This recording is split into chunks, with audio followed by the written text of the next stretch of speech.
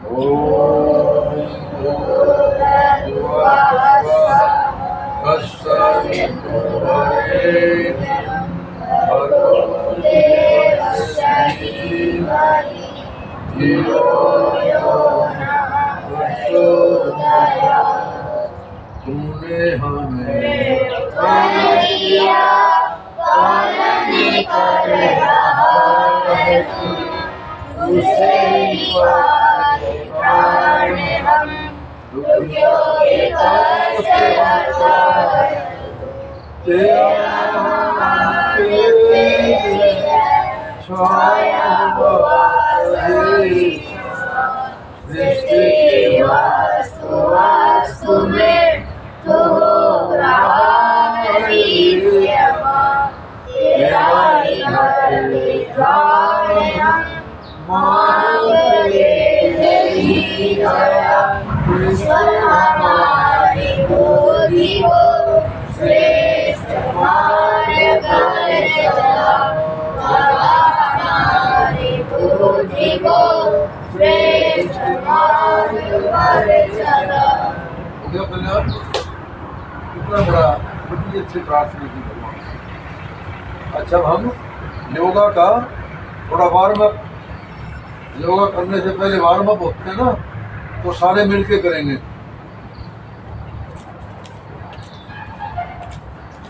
हाथ नीचे करो।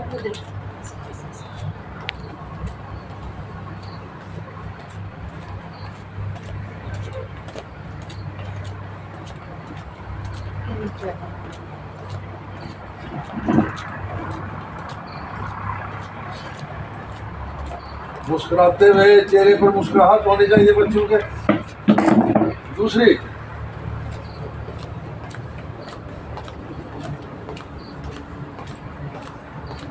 बाबा रामदेव कराते हैं ना, वो यहीं से स्टार्ट करते हैं। पूरा ले जाओ ऊपर तक, ऊपर तक।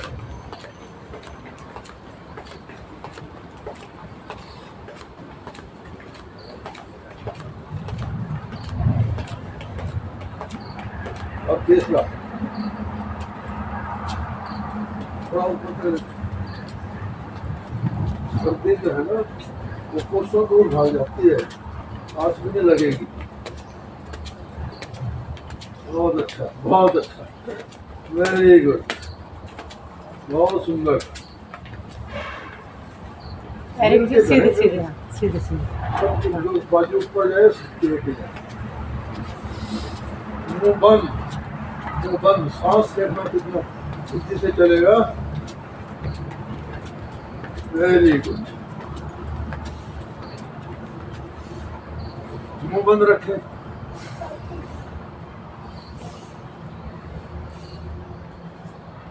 ये वार्म अप हो रहे हैं, अभी तो योगा तो स्टार्ट नहीं हुआ। ये पहली एक्सरसाइज है।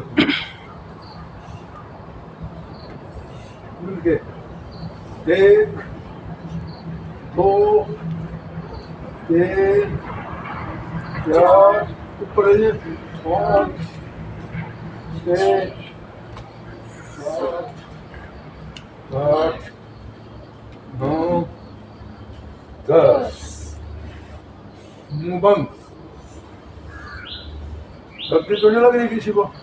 नहीं जी। नेक्स्ट 10 बार करें। 1 2 3 4 5 6 7 8 9 10।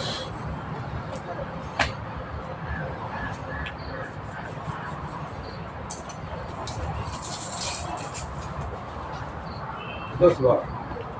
1 2 3 4 5 6 7 8 9 10।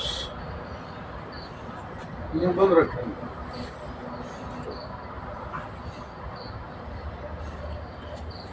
खुले हो जाए थोड़ा, लाइन सीधे रखें।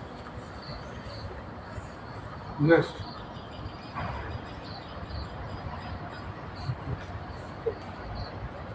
दो एक, चले झुके जितना झुक सकते हो, दो, तीन, चार, पाँच, छः, सात, आठ, नौ, 10।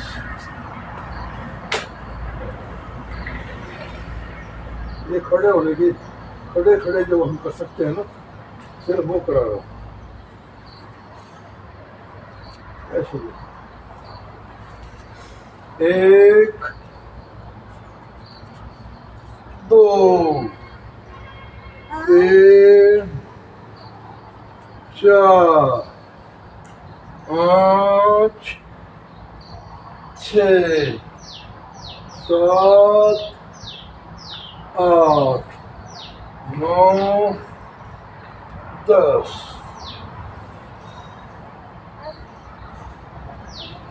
अब ये खड़े होने वाली,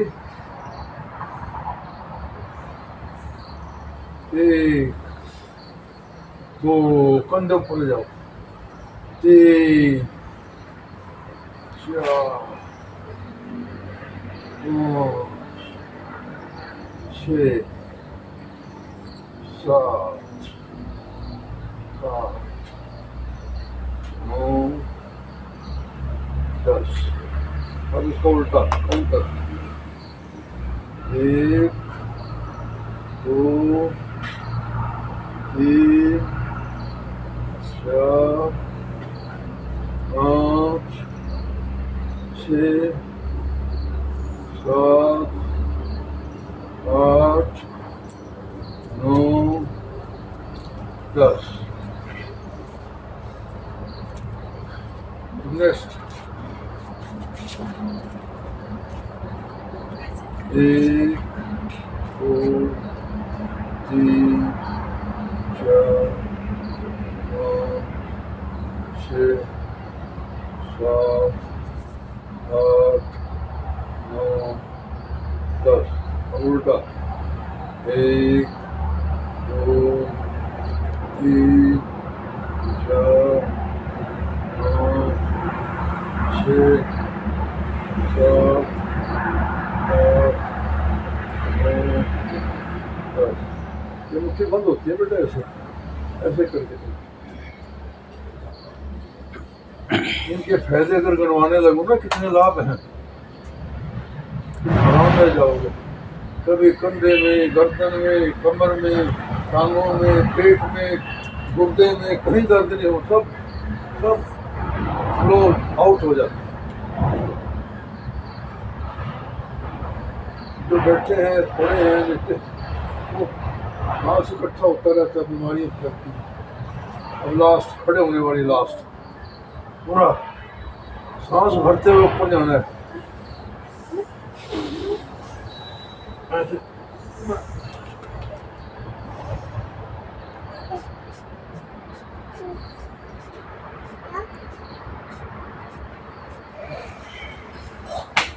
ताड़ासन बोलते हैं इसको।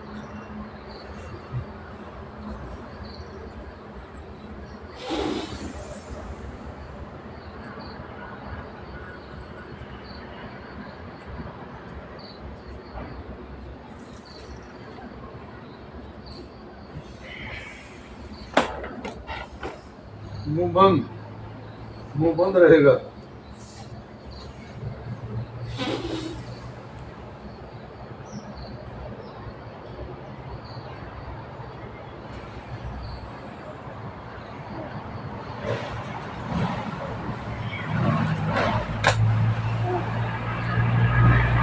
बीमारी आएगी बीमारी कोई सब भाग जाएगी।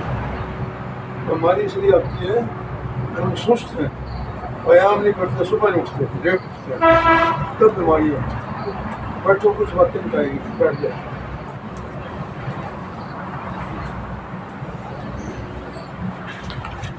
ये सिर्फ तुम्हें खड़े होने वाली एक्सरसाइज कराई है। ये योगा में ही आता है, लेकिन अब समय भी 5-7 दिन बाकी बचे हैं, तो तुम जो कर रहे हो वो ठीक है, उसमें समय हमारा पूरा हो जाएगा।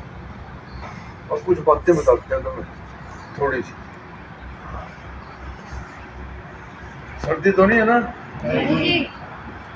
कितना लोई उठी थी, ऐसे हुए थे, सिर पे टोपा उठा, कुछ नहीं है।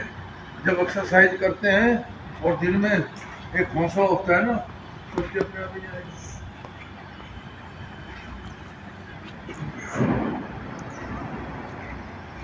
आपको मैं बातें बताता हूँ।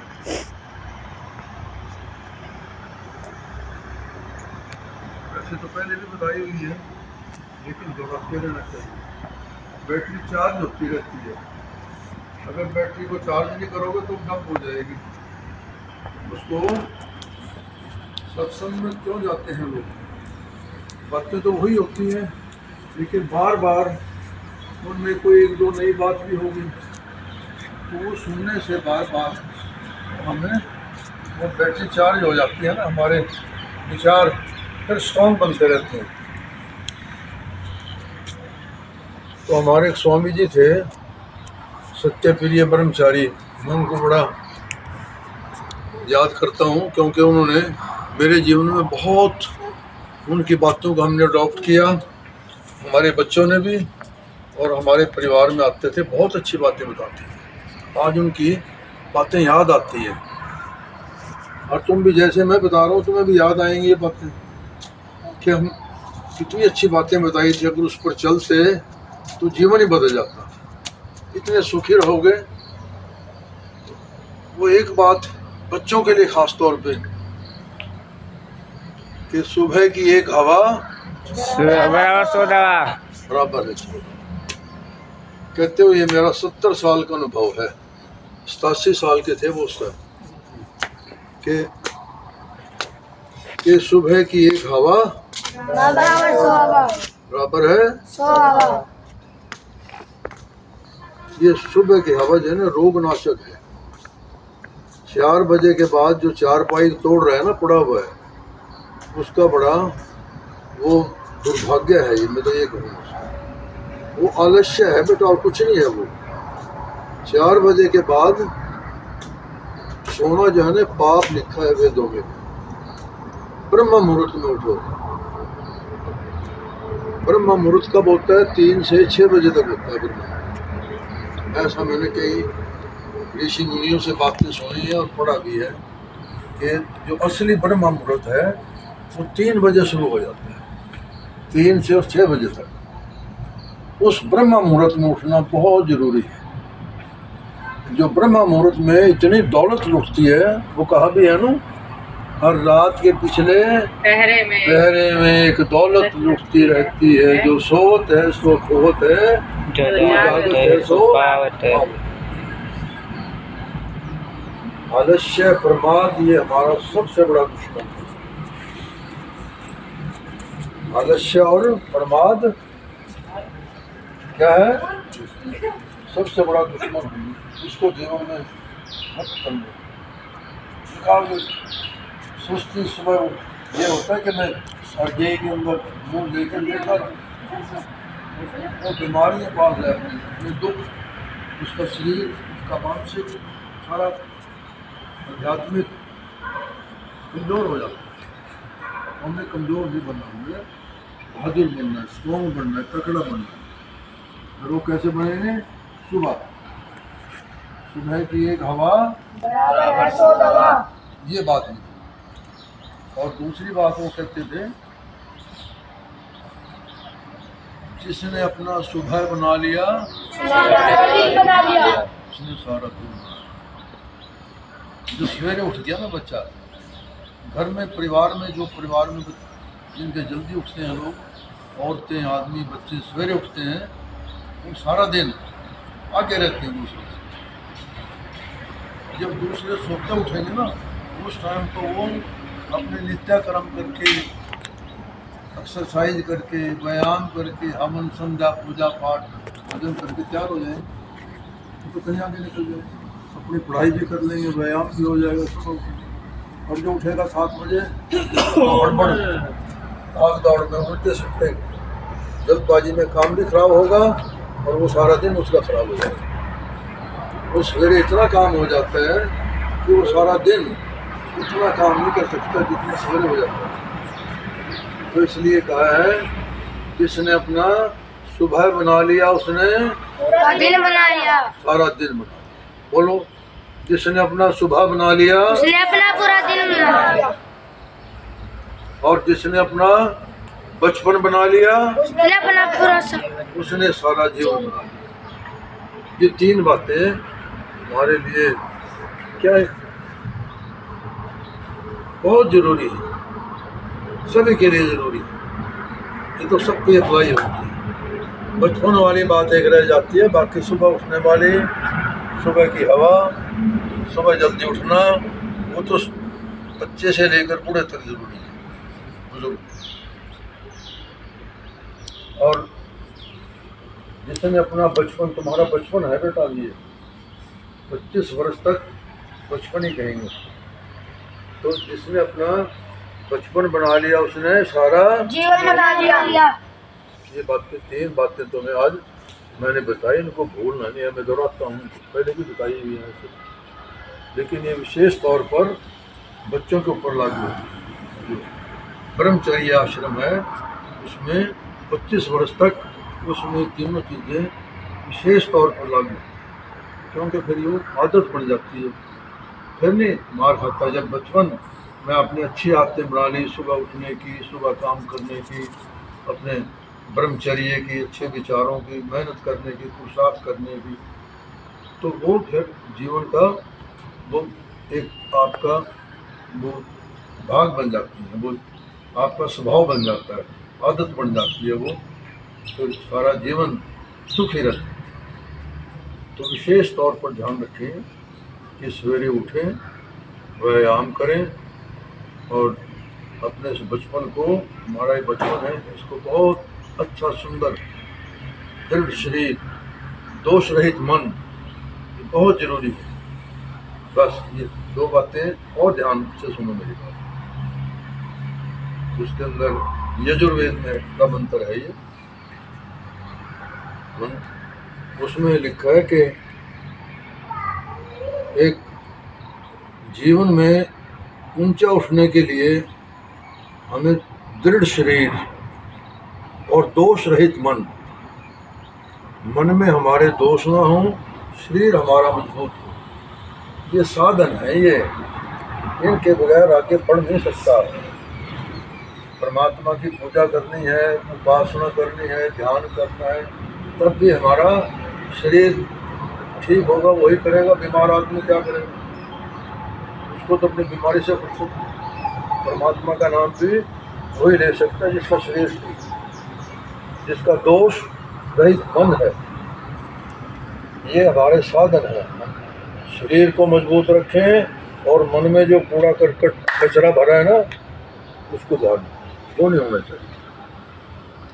काम, क्रोध, मोह, लोभ, ये चीज़ें हमारे अंदर नहीं होनी चाहिए। आलस्य, ये प्रमाद, सुस्ती करना, ये हमारे बड़े इनका आप ये कह लीजिए कि हमारे शत्रु हैं, इनसे बचना है।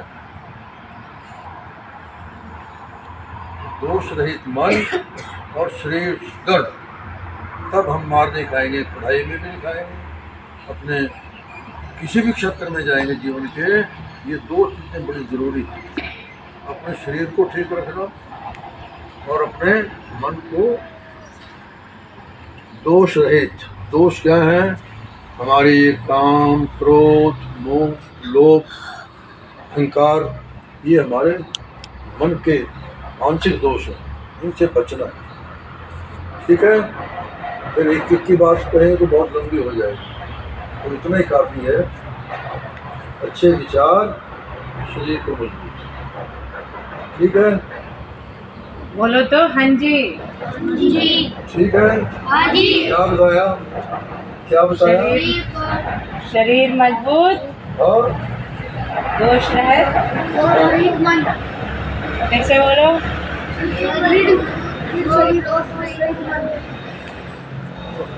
तुम बताओ गोविंद जी। क्या बताया तुमने? क्या बताया बेटा?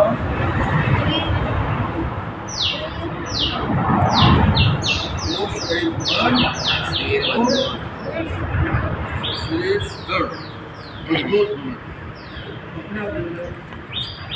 सुखा उसमें लिखा है महात्मा संत जो ऋषि बैठे हैं वो कहते हैं कि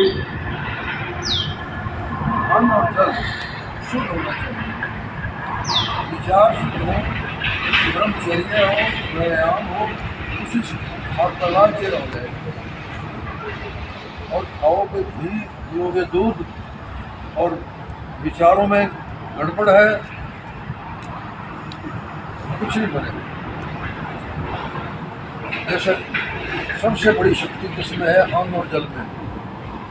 जो ऋषि मुनि है ना इतने प्रधान तकड़े, जो उसमें बद्रीनाथ में और केदारनाथ में ऊपर जाके हमने देखा है, ऐसे ऐसे मैं गया हूँ ऊपर पहाड़ों में बहुत दूर तक, वहाँ ऐसे ऐसे ऋषि मुनि बैठे हैं गुफाओं के अंदर परमात्मा का चिंतन करते हुए मैंने देखा उनको, लाल चेहरे हैं उनके। वहाँ कौन सा वहाँ दूध पीते हैं, घी खाते हैं, कुछ भी नहीं है वो है नहीं। लेकिन उनके कई लोग तो इस तरह के, जो हमारे नोटिस में आया, बताया कि स्वामी जी ने भी लिखा है कि हमारी जो वायु है ना, ये इसमें वायु में हवा भी होती है, पानी भी होता है, प्राण भी होते हैं। क्यों एक एक महीना जो है ना बिना अन्न के और बिना जल के समाधि में बैठे,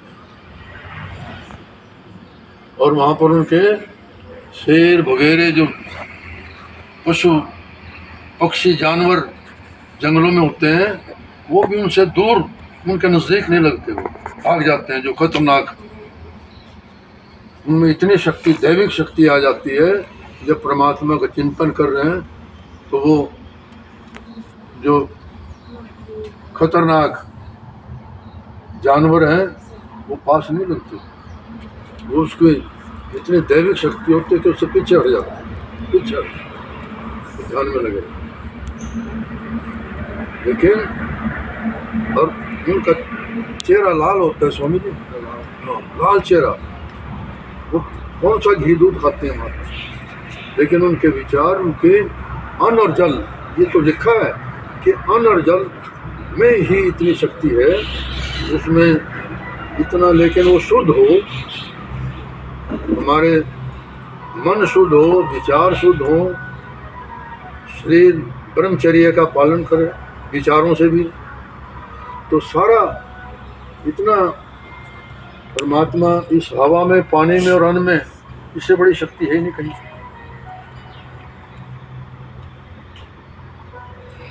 अब कुछ लोग खाना खाते हैं, फिर दवाइयाँ खाते हैं, फिर विटामिन खाते हैं, फिर पता नहीं क्या क्या चीज़ें खाते पीते हैं, और फिर भी 100 बीमारियाँ चिपकी हुई, क्योंकि उनका जीवन दिनचर्या ठीक नहीं है, उनका भोजन ठीक नहीं है, उनका व्यायाम ठीक नहीं है।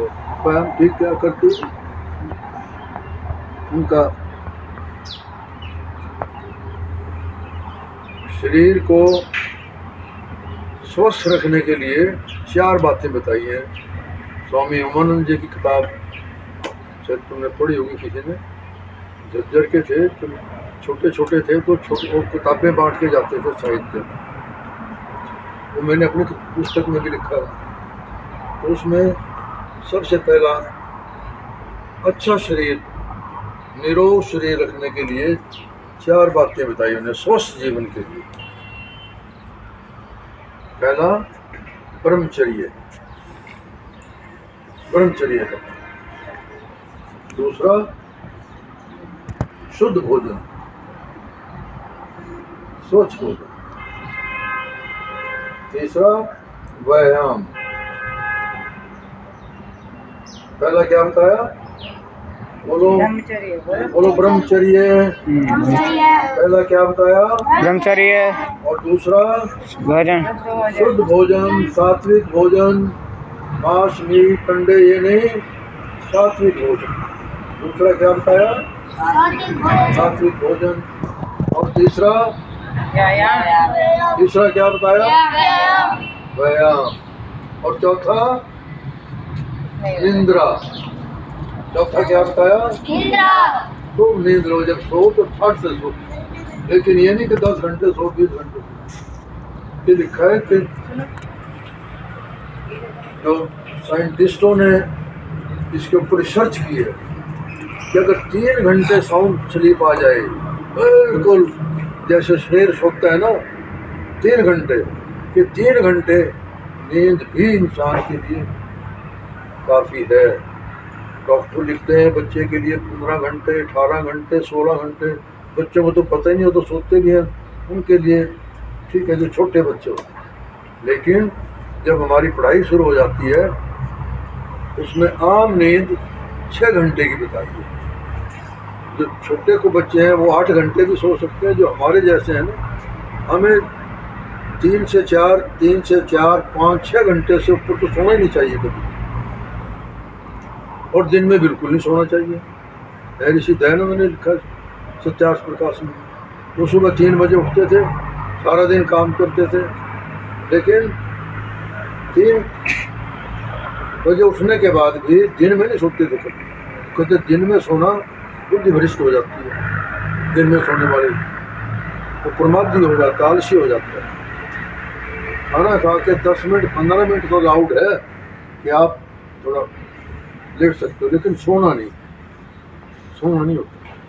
वो आदत बढ़ जाती है सोने की, कितनी बढ़ा लो भोजन और निंद्रा को, कितना ही बढ़ा लो, 10 घंटे सो जाओ, 2 रोटियों की जगह 10 रोटियां खाने लग जाओ। ये अन्न जो है ना, कि जितना नींद और भोजन इसकी मिकदार कितनी बढ़ा लो, कोई अंत नहीं है। 18 घंटे भी सोते रहते हैं, ऐसे भी परमात्मा लोग देते हैं। जो असली नींद है वो 6 घंटे से ज़्यादा नहीं होनी चाहिए। जो छोटे बच्चे हैं तुम्हारे जैसे, तुम हो शाम को कितने बजे सोते हो? कितने बजे सोते हो? 9 बजे। तो तुम्हारे लिए मैक्सिमम कितनी नींद चाहिए? 7 घंटे। 9 बजे सोते हो तो सुबह 4 तो उठ ही जाओ। हम तो 3 बजे उठ जाते हैं, 3 बजे आप खुल जाते हैं, 3 बजे मेडिटेशन शुरू कर देते हैं और बड़ा आनंद आता है, सारी दुनिया भूल जाती है, कोई किसी तरह का कष्ट नहीं, किसी तरह की कोई। लेकिन परमात्मा की बन के तो देखो उसके नज़दीक जाओ, वही गुण आ जाते हैं। सर्दी है, सर्दी में आदमी अग्नि के पास जाता है ना, अग्नि गर्म होती है ना, अग्नि का क्या गुण है? गर्म। और जब हमें सर्दी में ठिठुर रहे हैं तो उसके पास जाएंगे तो क्या हो जाएंगे? गर्म, सर्दी उतर जाएगी। तो जिसके जैसे गुण हैं उसके जैसे पास जाओगे वैसे गुण आ जाएंगे। तो परमात्मा का जब हम चिंतन करते हैं, ध्यान करते हैं, उपासना करते हैं, उसके गुण हमारे अंदर रहेंगे। परमात्मा के गुण तो उनका बखान तो हम कर ही नहीं सकते, कितने। ठीक है, अभी आप एज पे आएंगे? एज पे, एज संध्या होगा उस पे आएंगे? किस पे? हवन होगा हमारा, हाँ हाँ, तो ठीक है फिर।